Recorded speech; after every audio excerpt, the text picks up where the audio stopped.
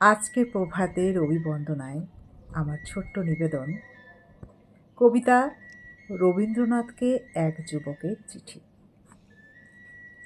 যদিও তোমার শারীরিক উপস্থিতি আজ আর নেই আমাদের মধ্যে, তবুও তুমি আছো। তোমার আত্মা, তোমার সৃষ্টি আছে সমস্ত পৃথিবী জুড়ে আমাদের মনে।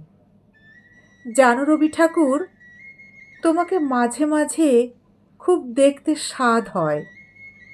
জানতে ইচ্ছা করে গোটা পৃথিবীকে শুধু তোমার করলে কি করে?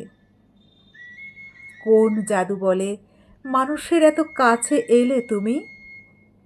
মাঠে ঘাটে আকাশে অন্তরিক্ষে শুধু তুমি আর তুমি। যখন আমি অনেক ছোট ছিলুম, সহজ পাঠের কবিতা পড়ে ভাবতুম আমিও কবিতা লিখব একদিন, ঠিক তোমার মতো। নৌকাযাত্রা পড়ে মনে হতো কোন দূরে পৌঁছে গেছি আমি। লেখাপড়া না জানা মাকে খুশি করতে বীরপুরুষটা পড়তুম খুব জোরে জোরে। কতবার না বুঝেই আবৃত্তি করেছি নির্ঝরের স্বপ্নভঙ্গ। জানো কবি, আমার প্রায় মনে হয় তোমার কবিতা বুঝি অত বুঝতে হয় না। তোমার লেখা সব কিছু, গান, কবিতা, নাটক, এসবই তো আমাদের জন্য। আমাদের ভালো লাগাটাই তো শেষ কথা। আমাদের বাংলা মাস্টারমশাই বিমলবাবু বলতেন, রবি ঠাকুরের লেখা আগে বুঝতে হবে ভালো করে, তারপর নিবেদন।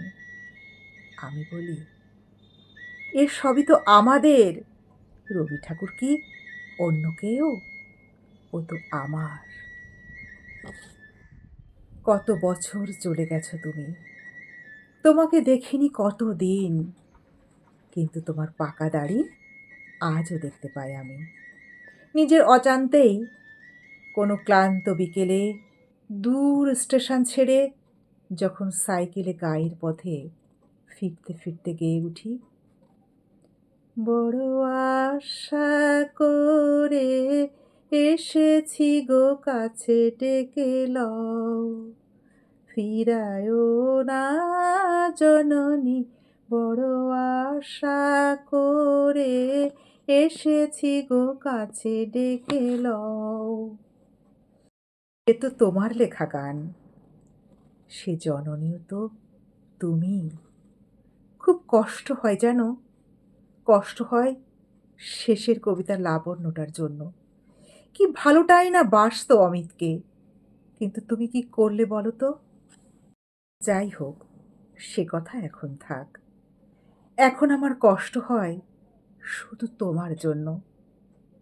তুমি যদি আর একবার আসতে এই পৃথিবীতে, তাহলে দেখতে কি কাণ্ডটাই না হচ্ছে তোমাকে ঘিরে, কি কাণ্ডটাই না হচ্ছে।